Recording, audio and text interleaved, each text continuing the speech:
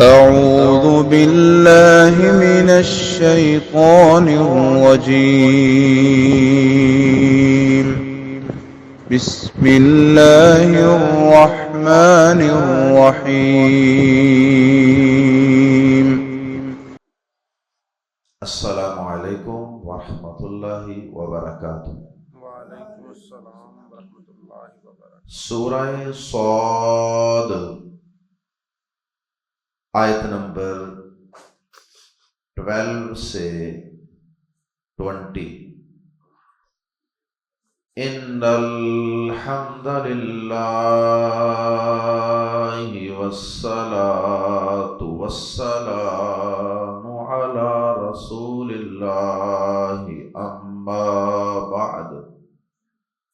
اعوذ باللہ السمیع العلیم من الشیطان الرجیم من ہمزہ ونفخہ ونفثہ۔ کذبت قبلہم قوم نوح وعاد وفرعون ذو الاوتاد وثمود وقوم لوط وأصحاب الأيكة أولئك الأحزاب۔ إن كل إلا كذب الرسل فحق عقاب۔ وما ينظر هؤلاء إلا صيحة واحدة ما لها من فواق۔ وقالوا ربنا عجل لنا قطنا قبل يوم الحساب۔ اصبر على ما يقولون واذكر عبدنا داود ذا الأيد إنه أواب۔ إنا سخرنا الجبال معه يسبحن بالعشي والإشراق والطير محشورة كل له أواب۔ وشددنا ملكه وآتيناه الحكمة وفصل الخطاب۔ گزشتہ آیات میں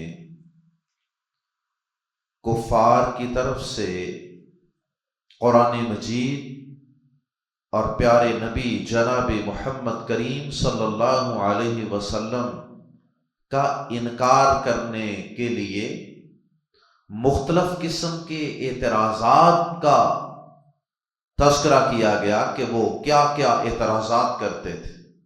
کبھی تو وہ ظالم پیارے نبی صلی اللہ علیہ وسلم کو جادوگر کہہ رہے، اور کبھی یہ کہہ کر پیارے نبی صلی اللہ علیہ وسلم کو تکلیف اور دکھ پہنچاتے ہیں کہ سارے عرب میں سے کیا تو ہی رہ گیا تھا نبوت و رسالت کے لیے؟ اور کبھی کہتے کہ یہ جو توحید، یہ جو عقیدہ ہمیں بتاتا اور پڑھاتا ہے، اس کے پیچھے ایک ارادہ ہے، اس کے پیچھے ایک سازش ہے۔ اور کبھی کہتے کہ یہ بنائی ہوئی بات ہے، اور کبھی کچھ کہتے اور کبھی کچھ کہتے۔ تو ان کے بہت سے اعتراضات کا گزشتہ آیات میں اللہ رب العزت نے ذکر کیا ہے۔ آیات زیر تفسیر میں اللہ رب العزت نے ایک تو پیارے نبی صلی اللہ علیہ وسلم کو تسلی دی ہے، آپ رنجیدہ اور غم زدہ نہ ہوں ان ظالموں کی باتوں سے، ان کے ساتھ بھی وہی سلوک ہوگا، ان کا بھی وہی انجام ہوگا جو اس سے پہلے انبیاء کرام کے بہت سے مخالفین کا انجام ہو چکا، اور پہلی قومیں تو تباہ ہوتی تھیں آسمان سے کسی بڑے عذاب کے آنے کی شکل، لیکن اب چونکہ اللہ پاک کا قانون بدل چکا ہے، اس لیے اے نبی صلی اللہ علیہ وسلم اب ان پر ہماری گرفت کا انداز تھوڑا سا مختلف ہوگا، اور وہ انداز یہ ہے کہ اب ان پر آسمان سے کوئی پتھروں کی بارش نہیں کی جائے گی، پتھراؤ والی آندھی نہیں بھیجی جائے گی، بلکہ اب اللہ پاک نے قاعدہ قانون چونکہ بدل دیا ہے، یعذبہم اللہ بایدیکم، اللہ پاک اب تمہارے ایمان والوں کے ہاتھوں سے ان کافروں اور نبیوں کے مخالفوں کو سزا دے گا، اور ایسا ہی ہوا۔ بہت جلد ان کو بدر، احد اور غزوہ خندق میں اور فتح مکہ کے موقع پہ اللہ رب العزت کی طرف سے یہ سب سزائیں ملی، اور پھر بہت سے لوگوں کو جلا وطن کر دیا گیا، نکال دیا گیا مدینہ منورہ سے۔ تو اللہ پاک نے ایک تو اپنے پیارے حبیب صلی اللہ علیہ وسلم کو تسلی دی ہے، اور دوسرا اللہ پاک نے ان انبیاء کرام کے مخالفوں کو بھی وارن کیا ہے، تنبیہ کی ہے، عبرت پکڑ لو، عبرت حاصل کر لو، ڈر جاؤ اللہ سے، اور سابقہ قوموں کی تباہی اور ان کی بربادی کے واقعات کو اپنے ذہن میں لاؤ اور بندے کے پتر بن جاؤ۔ تو خیر بہت سے لوگ ان میں سے مسلمان بھی ہو گئے، جو واقعی ڈر گئے وہ تر گئے، اور جو پھر ایمان نہیں لائے پھر ان کی ایمان والوں نے خوب درگت بنائی مختلف غزوات میں اور جہادی مقابلوں میں۔ اس کے بعد اللہ پاک نے دوسرا مضمون آیات زیر تفسیر میں جو بیان کیا ہے وہ ہے حضرت داؤد علیہ السلام کا ذکر خیر۔ اللہ پاک نے اپنی نبی صلی اللہ علیہ وسلم کو کہا تسلی اور تشفی کے لیے کہ اے نبی صلی اللہ علیہ وسلم ان کی گئی باتوں کی پرواہ نہ کیجیے، آپ اس پہ صبر کا مظاہرہ کیجیے، اور ان کی باتوں پہ رنجیدہ غمزدہ ہونے کی بجائے، ان کی باتوں میں اپنے آپ کو الجھانے کی بجائے آپ ہمارے اچھے اچھے پیارے پیارے بندوں اور نبیوں کو ذہن میں لے آیا کریں، ہم آپ کو ان کا قصہ سناتے ہیں، ان کے حالات زندگی بتاتے ہیں۔ اور پھر اللہ پاک نے آیات زیر تفسیر میں اپنے ایک بہت ہی مقرب اور بہت ہی پیارے بندے حضرت داؤد علیہ السلام کا ذکر فرمایا، جو بڑے عبادت گزار تھے، اور جن کے متعلق پیارے نبی صلی اللہ علیہ وسلم کی حدیث ہے اور آپ کا فرمان گرامی ہے کہ اللہ پاک کے نزدیک سب سے پسندیدہ روزے حضرت داؤد علیہ السلام کے، اللہ پاک کے ہاں سب سے پسندیدہ رات کی نماز اور قیام اللیل وہ حضرت داؤد علیہ السلام کا۔ بادشاہت کے باوجود، اختیارات کے باوجود، قوتوں اور لشکروں کے باوجود اللہ کی طرف بہت زیادہ رجوع کرنے والے، اللہ پاک سے بہت زیادہ لو لگانے والے۔ آئیے قرآن مجید کے الفاظ میں یہ دونوں موضوعات پڑھتے ہیں۔ پہلا موضوع سابقہ قوموں کی تباہی اور بربادی سے عبرت، اور دوسرا حضرت داؤد علیہ السلام کا ذکر خیر۔ آیت نمبر 12، کذبت جھٹلایا، قبلہم ان سے پہلے، ان سے پہلے، ان سے مراد کون ہے؟ قبلہم، ہم ضمیر سے مراد کون ہے؟ کفار مکہ، جن سے نبی صلی اللہ علیہ وسلم کو واسطہ تھا۔ فرمایا کذبت، جھٹلایا، جھٹلایا کا مطلب کہ جھوٹا کہہ دیا۔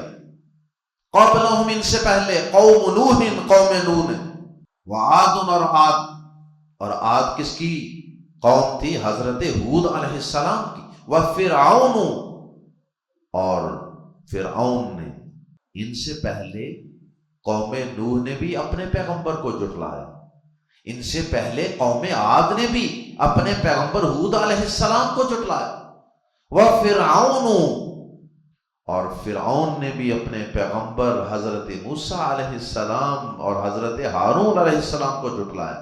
اور فرعون کون سا؟ ذو الاوتاد، میخوں والا۔ یہ واتادن کی جمع ہے۔ واتادن ایک میخ کو کہتے ہیں، ایک میخ۔ میخ ایک تو کیل ہوتا ہے نا، اس کو میخ کہہ لیتے ہیں، اور ایک ہوتا ہے قلہ، جس طرح لکڑی کا قلہ زمین میں گاڑا جاتا ہے۔ آج کل لوہے کے بھی قلے آئے ہوئے ہیں، یہ ٹینٹوں والے بڑی بڑی ٹینٹنگ کرتے ہیں، بڑی بڑی کنوپیاں لگاتے ہیں، تو یہ دیواروں میں یا زمین میں لوہے کے کیل ٹھونک لیتے ہیں بڑے بڑے۔ وَفِرْعَوْنُ، اور فرعون نے بھی جھٹلایا، ذُو الْأَوْتَادِ، میخوں والے، اور میخوں والے فرعون نے بھی جھٹلایا۔ میخوں والا اسے کیوں کہا جاتا ہے؟ ایک تو اس کی وجہ یہ ہو سکتی ہے کہ وہ اتنا ظالم اور جابر تھا کہ جو اس کی مخالفت کرتا یا اس کی بات نہ مانتا، اس کی حکم عدولی کرتا، وہ اس کو کسی چیز کے ساتھ کھڑا کر کے تو اس کے ہاتھوں میں اور پاؤں میں کیل ٹھونک دیتا، یا پھر اس کے لشکر اتنے بڑے بڑے ہوتے تھے کہ وہ جہاں جاتا وہاں ہر طرف ٹینٹ ہی ٹینٹ، خیمے ہی خیمے لگ جاتے، اور خیمے لگانے کی وجہ سے اس علاقے میں جگہ جگہ میخیں ہی میخیں نظر آ رہی ہوتی۔ اور یہ بھی مطلب ہو سکتا ہے کہ اس کے بنائے ہوئے بڑے بڑے محلات، مکانات، پلازے، عمارتیں وہ اتنی مضبوط تھیں کہ وہ زمین کے اندر ایسے لگتا تھا جیسے میخیں گاڑی ہوئی ہیں، اتنے مضبوط، یعنی وہ اتنی جلدی گرنے والے نہیں تھے، چھوٹے موٹے زلزلے بھی انہیں کچھ نہیں کہتے تھے۔ تو بہرحال میخوں والے سے مراد ان میں سے کوئی ایک بات بھی مراد ہو سکتی ہے، اور یہ ساری کی ساری باتیں بھی ہو سکتی ہیں کہ وہ ظالم بھی ایسا ہو کہ لوگوں کے ہاتھوں میں کیل گاڑ دیتا ہو، اور مکانات اور محلات بھی مضبوط بناتا ہو، اور بڑی بڑی فوجوں کا مالک ہو کہ وہ فوجیں جہاں جاتی خیموں کی میخیں ڈال گاڑ دیتے زمین پہ، اور ہر طرف میخیں ہی میخیں، قلعے ہی قلعے نظر آتے۔ یہ سارے مفہوم مراد ہو سکتے ہیں، اور یہ ساری چیزیں اس کی قوت، طاقت اور اس کی ہیبت اور رعب دبدبے کو ظاہر کر رہی ہیں۔ اتنا طاقت والا، لیکن اس کے باوجود اس نے جب جھٹلایا تو پھر اس کا کیا انجام ہوا وہ آپ سب جانتے ہیں۔ ان سے پہلے نوح علیہ السلام کی قوم نے جھٹلایا، اور عاد نے جھٹلایا، اور میخوں والے فرعون نے جھٹلایا۔ ذو الاوتاد، آنر آف دی اسٹیکس، وثمود، اور قوم ثمود نے بھی جھٹلایا۔ قوم ثمود حضرت صالح علیہ السلام کی قوم، وقوم لوط، اور قوم لوط نے بھی جھٹلایا، واصحاب الایکۃ، اور ایکا والوں نے، ایکا کا معنی جنگل بھی کیا گیا ہے، درختوں کا جھنڈ، اور ایکا والوں نے بھی جھٹلایا۔ اولئکا، یہی لوگ ہیں، الاحزاب، وہ لشکر، یہی لوگ وہ لشکر ہیں کہ جن کے متعلق کیا ہے آگے ان لشکروں کا اور ان فوجوں اور ان گروہوں کا اللہ پاک نے انجام بیان کیا۔ یہی وہ لوگ ہیں، وہ لشکر۔ ان کلن، ان کا معنی نہیں، کیونکہ آگے الا آ رہا ہے، ان نہیں، کلن، کوئی بھی، کلن کا مطلب سب کے سب مراد ہے، کوئی بھی، ان کلن نہیں ہے کوئی بھی، الا مگر کذبا جھٹلایا، الرسل، رسولوں کو، نہیں ہے کوئی بھی، یعنی ان میں سے نہیں ہے ان میں سے کوئی مگر اس نے رسولوں کو جھٹلایا، فاتو حق، تو حق ہو گیا، سچ ہو گیا، واقعہ ہو گیا، جسٹیفائیڈ ہو گیا، عقاب، با کے نیچے زیر بتا رہی ہے کہ آخر میں چھوٹی یا تھی. عقابی تھا، فحق عقابی، تو میرا عذاب واقع ہو گیا. ان میں سے یہ جن گروہوں کا، جن احزاب کا تذکرہ ہوا ہے، اللہ تعالیٰ فرماتے ہیں کہ ان میں سے کوئی بھی نہیں کہ جس نے رسولوں کو جھٹلایا مگر اس پر میرا عذاب واقع ہو گیا. مطلب یہ ہے کہ ان سب نے جھٹلایا اور سب پر ہی میرا عذاب واقع ہو گیا. فحق عقاب، my penalty was justified. penalty عذاب.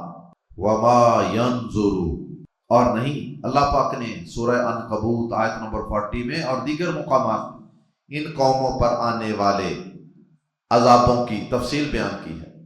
کسی پہ پتھراؤ والی آندھی، کسی کو چیخ نے پکڑ لیا، کسی کو زمین میں دنسا دیا گیا اور کسی کو غرق پانی میں غرق کر دیا گیا. وما ينظر، اور نہیں انتظار کر رہے. ناظر ینظر کا لفظی معنی تو ہوتا ہے دیکھنا.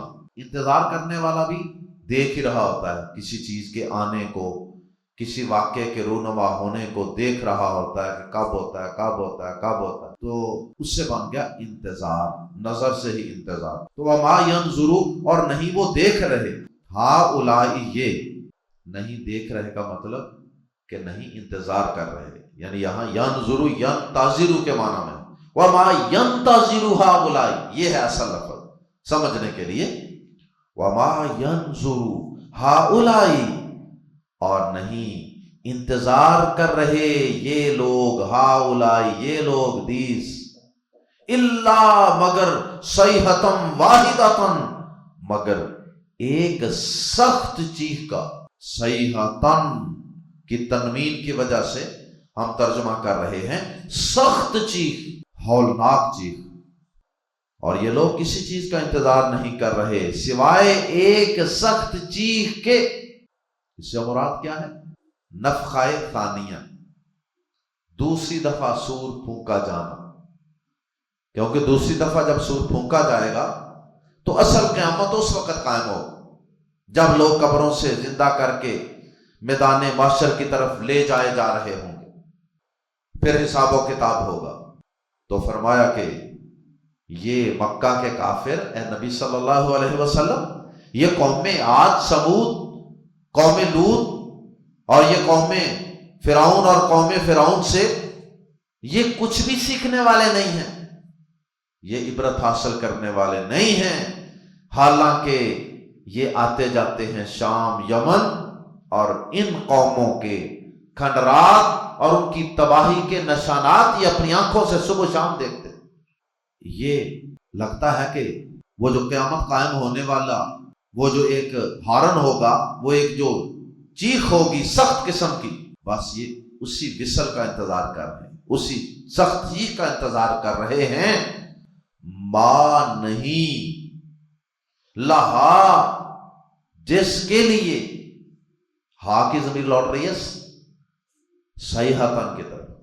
ما نہیں، لہا اس کے لیے، یعنی اس چیخ کے لیے. ما لہا کوئی نہ ہوگا اس کے لیے، من فواق کوئی وقفہ، اس چیخ کے لیے کوئی وقفہ نہیں ہوگا. مطلب کہ جب وہ سور پھونکا جائے گا، وہ جتنی دیر بھی اس کی آواز آتی رہے گی اللہ تعالیٰ بہتر جانے، لیکن جتنی دیر بھی وہ آواز آتی رہے گی اس چیخ کی، اس ہارن کی، اس کے درمیان کوئی وقفہ نہیں آنا. وہ وصل اتنی دیر تک ہوتی رہے گی، وہ ہارن اتنی دیر تک بولتا رہے گا، وہ چیخ اتنی دیر تک چیختی چلاتی رہے گی جب تک کہ سارے انسان وہ میدان محشر میں جمع نہیں ہو جائے. ما لہا من فواق، جس میں کوئی وقفہ نہ ہوگا. مراد ہے نو ڈیلے، جس میں کوئی ڈیلے نہیں ہوگا. وقفہ درمیان میں بعض بات آ جاتا ہے نا کئی چیزوں میں، تو اس سے وہ کام ذرا لیٹ ہو جاتا ہے، اس میں کوئی وقفہ نہیں آتا.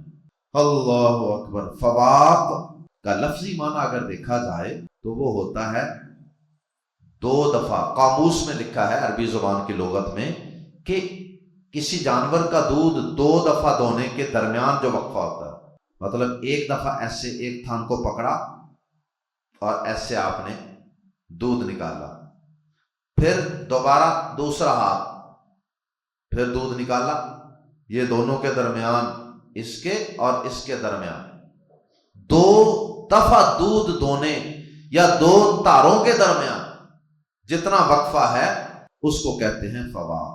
اتنا وقفہ بھی نہیں ہوگا، اتنا، یہ دیکھیں کتنا وقت بنتا ہے، 1 سیکنڈ، اتنا بھی وقفہ نہیں ہوگا، اور یہ لوگ کسی چیز کا انتظار نہیں کر رہے سوائے ایک سخت چیخ کے جس میں کوئی وقفہ نہ ہوگا۔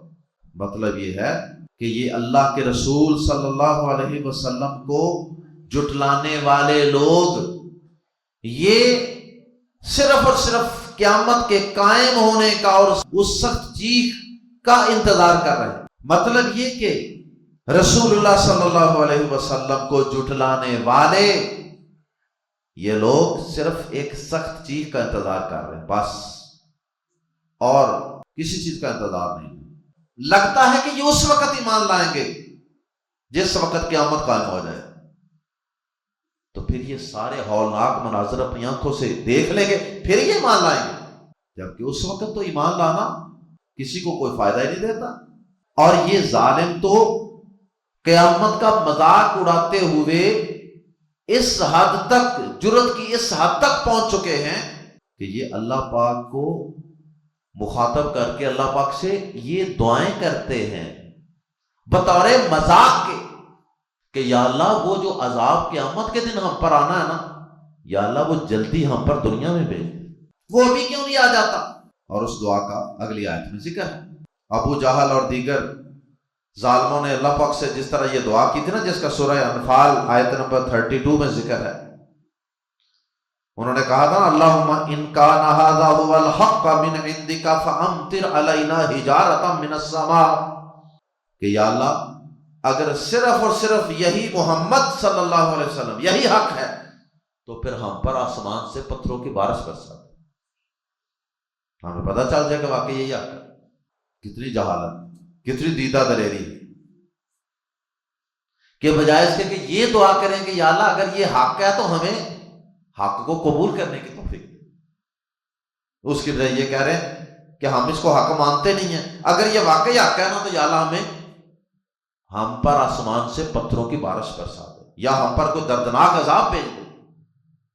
اسی طرح کی یہ دعا، وقالو، اور انہوں نے کہا ربنا، اے ہمارے رب، عجل، جلدی دے دے، عجل اجلت اسی سے، عجل جلدی دے دے، لنا ہمیں، عجل لنا ہمارے لیے جلدی کر دے، کتنا، کتن کہتے ہیں کسی چیز کو کاٹنا، قطع کرنا یا ٹکڑا، کیونکہ کاٹنے کے بعد بھی ٹکڑے ٹکڑے، کوئی چیز ٹکڑوں ٹکڑوں میں بٹ جاتی ہے نا، تو کتن کاٹنا، جیسے قلم کا اگلا سرا نہیں کاٹا جاتا، کہتے ہیں کہ اس کا قط صحیح بنا کرتے ہیں، تو کاٹنا یا حصہ۔ وقالو ربنا، اور انہوں نے کہا اے ہمارے رب، عجل جلدی دے دے، لنا ہمیں، قطعنا ہمارا حصہ، قبل پہلے، یوم الحساب، یوم حساب سے۔ یہ جو نبی کہتا ہے نا بار بار ہمیں حساب ہوگا، حساب و کتاب ہوگا، آخرت ہوگی، عدالت لگے گی، تو یا اللہ ہم تو اس کو ماننے سے رہے، ہمیں تو سمجھ نہیں آتی کہ کیسے جب انسان مٹی میں مٹی ہو جائے گا دوبارہ کیسے زندہ ہوگا، تو ایسے کر کے ہمیں دنیا میں وہ جو وہاں جا کے ملنا ہے نا وہ ہمیں یہی دے دے۔ نعوذ باللہ من ذالک، العیاذ باللہ۔ اللہ کے نبی صلی اللہ علیہ وسلم کو اللہ پاک نے پھر اگلی آیت میں کہا اصبر، صبر کیجئے پیارے نبی صلی اللہ علیہ وسلم، اللہ اس پر ما جو یقولون، وہ کہتے ہیں، آپ ان کی کہی گئی باتوں پر صبر کیجئے۔ نبی پاک صلی اللہ علیہ وسلم جو ان کے اتنے ہمدرد تھے، خیر خواہ تھے، انہیں کتنی تکلیف ہوتی ہوگی جب یہ ظالم اس طرح قیامت کا مذاق اڑاتے ہوں گے۔ اللہ پاک نے فرمایا اصبر علی ما یقولون، اے پیارے حبیب آپ ان باتوں پر جو یہ کہتے ہیں آپ صبر کیجئے۔ وَاذْكُرْ عَبْدَنَا، اور یاد کیجئے، وَاذْكُرْ، اور یاد کیجئے، ذہن نشین کیجئے، ریمائنڈ کیجئے عبدنا ہمارے بندے کو، داؤد وَاذْكُرْ عَبْدَنَا داؤد، اور ہمارے بندے داؤد کو یاد کیجیے، ان کی زندگی کو ذہن میں لے آئیے۔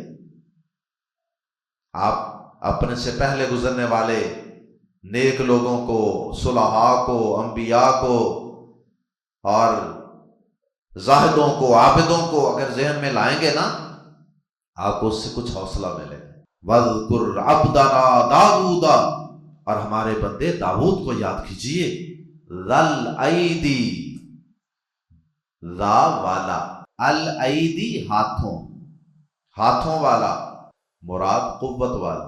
جس طرح اللہ پاک نے قرآن مجید میں سورۃ البقرہ میں فرمایا نا، وَأَيَّدْنَاهُ بِرُوحِ الْقُدُسِ، اور ہم نے روح القدس سے اس کی مدد فرمائی، اس کو قوت بخشی۔ وَأَيَّدْنَاهُ، اس میں بھی ید کا لفظ موجود ہے، اور ہم نے اسے مضبوط کیا، قوت دی۔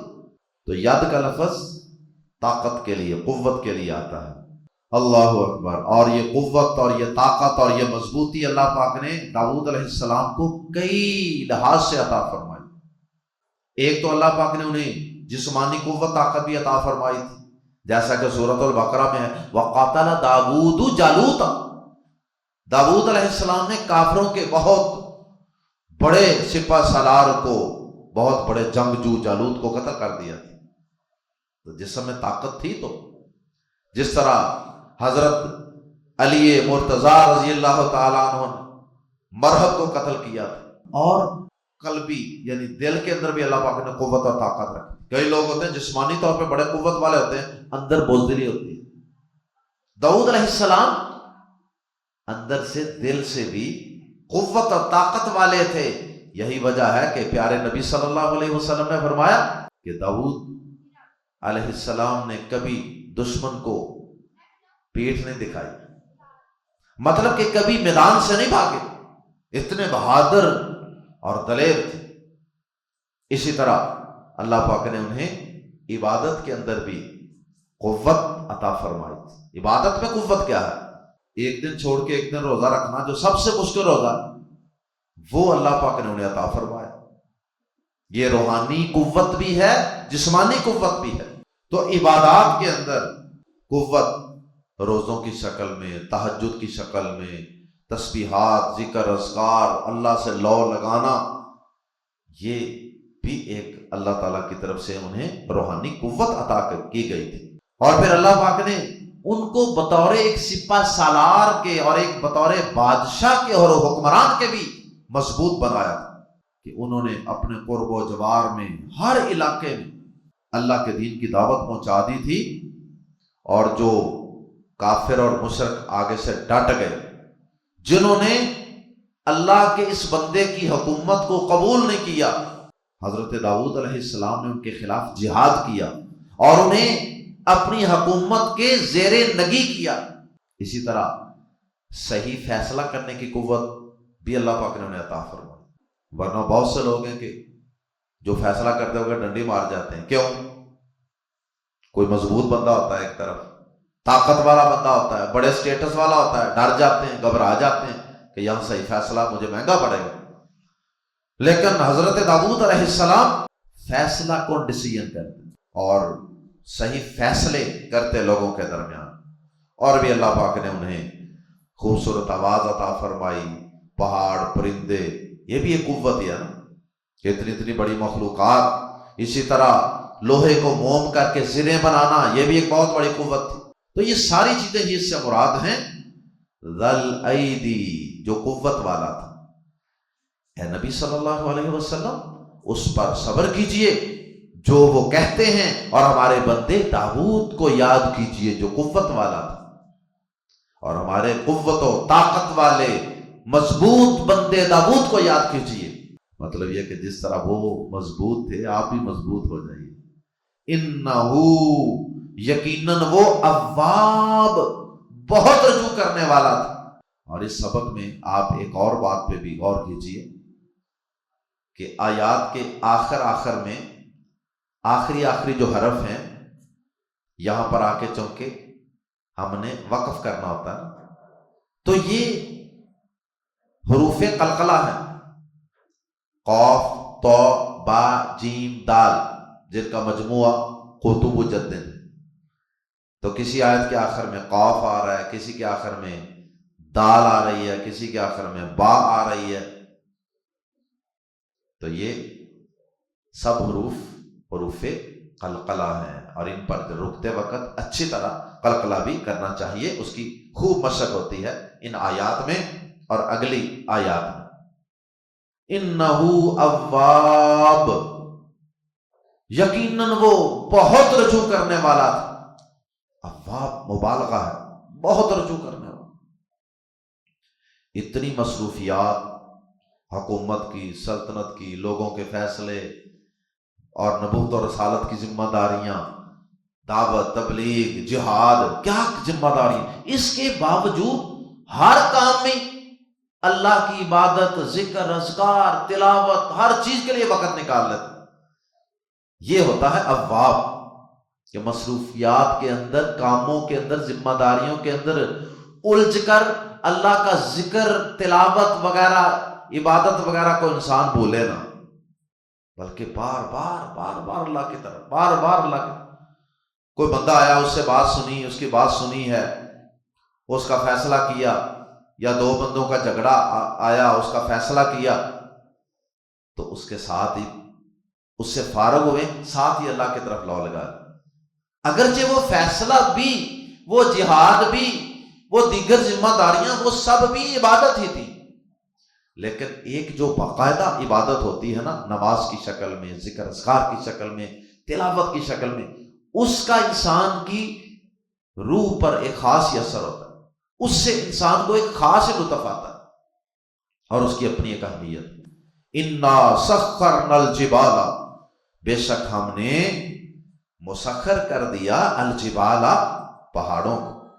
اللہ پاک نے مزید اپنی نعمتوں کا ذکر فرمایا، اپنے بندے داؤد علیہ السلام کو عطا کی جانے والی۔ انا سخرنا، بے شک ہم نے مسخر کر دیا، مطیع کر دیا، تابع کر دیا، الجبال، پہاڑوں کو، مع، ساتھ ہو اس کے ساتھ مسخر کر دیا گا۔ کیا مطلب؟ آگے وضاحت آ رہی ہے۔ یسبحنا، وہ اس طرح کہ یسبحنا، وہ تسبیح کرتے تھے پہاڑ، بالعشی، پچھلے پہر، پچھلا پہر، سورج غروب ہونے سے پہلے کا جو وقت ہوتا ہے نا، عصر اور مغرب کے درمیان کا پچھلا پہر، لوڈے ویلا، والاشراق، اور سورج چڑھنے کے وقت۔ اشراق، نماز اشراق اسی سے، جب ابھی سورج طلوع ہوتا ہے، پہلا پہر۔ دونوں اوقات میں پہاڑ اللہ پاک نے ان کے ساتھ ایسے کنیکٹ کر دیے کہ وہ ان کے ساتھ تسبیحات پڑھتے تھے۔ داؤد علیہ السلام تسبیحات پڑھ رہے ہیں اللہ کی، تو پہاڑ بھی تسبیحات پڑھنے لگ جاتے ہیں، اور آواز تو ان کی پہلے بڑی خوبصورت، پتہ نہیں کتنی خوبصورت آواز میں گنگنا کے اللہ کی تسبیح کرتے ہوں گے، اور پھر ساتھ پہاڑ بھی تسبیح کرتے ہوں گے، کیا خوبصورت منظر پیدا ہوتا ہوگا۔ وَالطَّيْرَ، اور پرندوں کو بھی ہم نے مسخر کر دیا، محشورتاً، جب کہ وہ اکٹھے کیے ہوئے ہوتے تھے، محشورتاً، حشر اسی سے ہے نا، میدان محشر، حشر جمع ہونا، اکٹھے ہونا، تو محشور جسے جمع کیا گیا، اس کا مطلب یہ ہے کہ وہ پرندے اپنی مرضی سے نہیں جمع ہو جاتے تھے، بلکہ انہیں جمع کیا جاتا تھا اللہ کے حکم سے۔ جب داؤد علیہ السلام اللہ کی تسبیح کر رہے ہوتے اور گنگنا رہے ہوتے، تورات کی تلاوت کر رہے ہوتے، تو ارد گرد سے، آس پاس سے، سارے علاقوں سے پرندے ان کے ارد گرد جمع ہو کر آ کے بیٹھ جاتے، اور وہ سارے پرندے بھی داؤد علیہ السلام کے ساتھ مل کر اللہ کی تسبیحات پڑھتے۔ کیا سریلی آواز ہوگی ان پرندوں کی اور ان پہاڑوں کی، اور پھر درمیان میں داؤد علیہ السلام کی آواز۔ اللہ اکبر وللہ الحمد، سبحان اللہ وبحمدہ، سبحان اللہ العظیم۔ کلن، سب کے سب، لہو، اس کے لیے اواب رجوع کرنے والے تھے، سب کے سب اس کے لیے رجوع کرنے والے تھے۔ کیا مطلب؟ ایک تو مطلب یہ ہے کہ سارے پرندے ہی داؤد علیہ السلام کے ارد گرد جمع ہو جاتے، داؤد علیہ السلام کے پاس آتے اور داؤد علیہ السلام کی طرف رجوع کرتے، ایک یہ مطلب، اور دوسرا یہ کہ سب مل کر اللہ کی تسبیحات کرنے والے، اللہ کی طرف رجوع کرنے والے۔ وَشَدَدْنَا، اور ہم نے مضبوط کر دی، شددنا، اور ہم نے مضبوط کر دی، باندھ دینا بھی معنی ہوتا ہے مضبوط کر دینا۔ وَشَدَدْنَا، اور ہم نے مضبوط کر دیا، ملکہو، اس کا ملک، اس کی سلطنت، اور ہم نے اس کی سلطنت مضبوط کر دی۔ کس کی؟ حضرت داؤد علیہ السلام کی بڑی مضبوط سلطنت تھی۔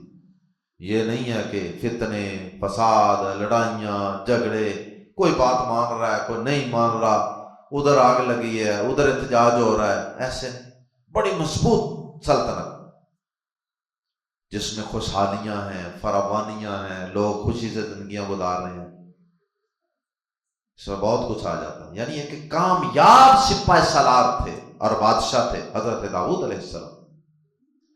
وَآتَيْنَاهُ، اور ہم نے عطا فرمائی اسے، الحکمت، حکمت۔ حکمت کیا ہے؟ ایک تو نبوت بھی مراد ہوتی ہے حکمت سے، اور ایک اللہ کی کتاب کا علم، اور ایک معاملات کی فہم و فراست، صحیح فیصلہ کرنا لوگوں کے درمیان، یہ ساری چیزیں اس میں آ جاتی ہیں۔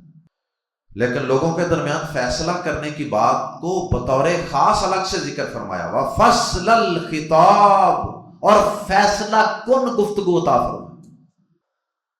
فیصلہ، فیصلہ کن، اور الخطاب، خطاب، گفتگو، لیکچر دینا، خطبہ دینا، خطاب کرنا، وَفَصْلَ الْخِطَابِ، اور فیصلہ کن گفتگو عطا فرمایا۔